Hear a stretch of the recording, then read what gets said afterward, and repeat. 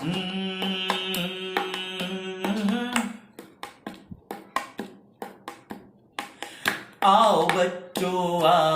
बच्चों सुन लो एक कहानी। पंचतंत्र से चुन के लाए है अनूप की बानी। आओ आओ सुन लो एक कहानी। तो बच्चों, आज की कहानी का नाम है जैसे को तैसा। बहुत पुरानी बात है, सीतापुरी गांव में जीर्णधन नाम का एक बनिया रहता था। बनिया व्यापारी है ना। तो व्यापारी रहता था, लेकिन गांव में बहुत ज्यादा उसका व्यापार चलता नहीं था। थोड़ा वो गरीब होता जा रहा था, दिन ब दिन उसके पूंजी घट रही थी। उसने सोचा कि शहर जाकर अगर मैं व्यापार करूंगा तो मुझे फायदा होगा, लेकिन शहर जाने के लिए उसके पास पूंजी नहीं थी।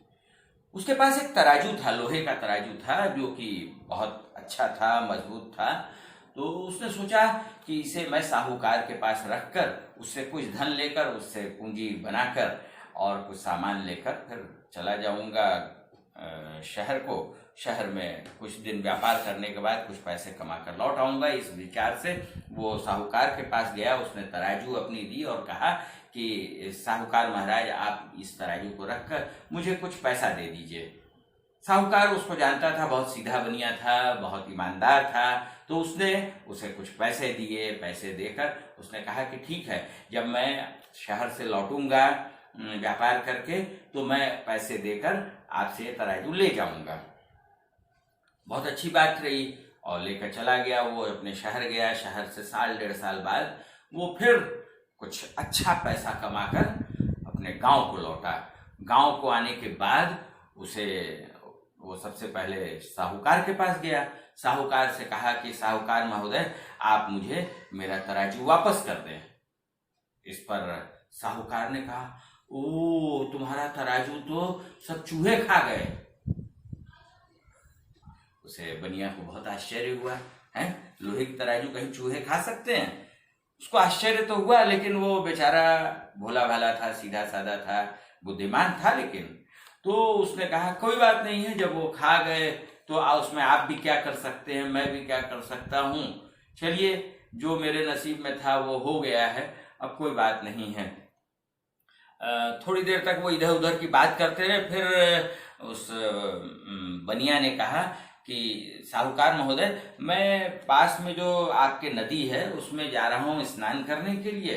अगर हो सके तो अपने बच्चे को भी मेरे साथ भेज दीजिए और हम लोग दोनों थोड़ी देर नदी में आनंद से क्रीड़ा करते हुए स्नान कर लेंगे, खेलते हुए। तो साहूकार ने सोचा कि हाँ, ठीक भी है, ये तो सीधा साधा है, कोई बड़ी बात नहीं है, चलो ठीक है। उसने अपने लड़के को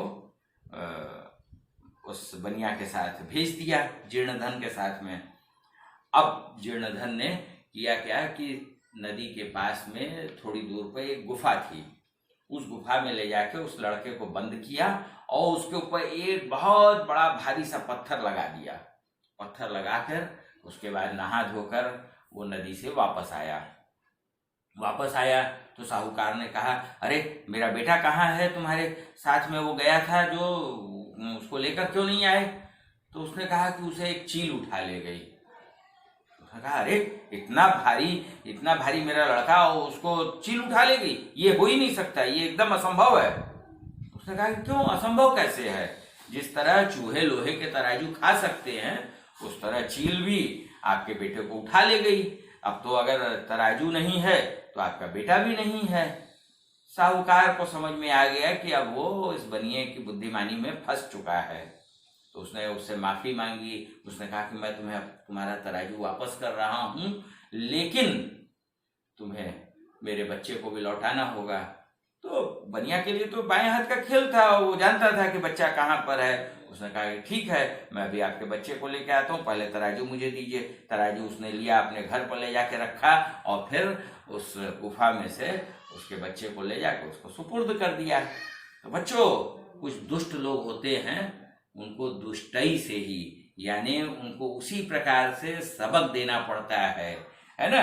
वो बहुत अच्छे से नहीं मानते हैं, बहुत सीधे रहने से वो नहीं मानते हैं। वो हमेशा अपने जैसा ही बर्ताव अगर होता है उनके साथ में, तब उनकी अकल ठिकाने लगती है। ऐसे आसपास आपके भी लोग होंगे जो कि बदमाशी करते होंगे, उनको शैतानी से ही उनको काबू में किया जा सकता है। तो आज की कहानी बस इतनी सी, फिर मिलते हैं, है ना।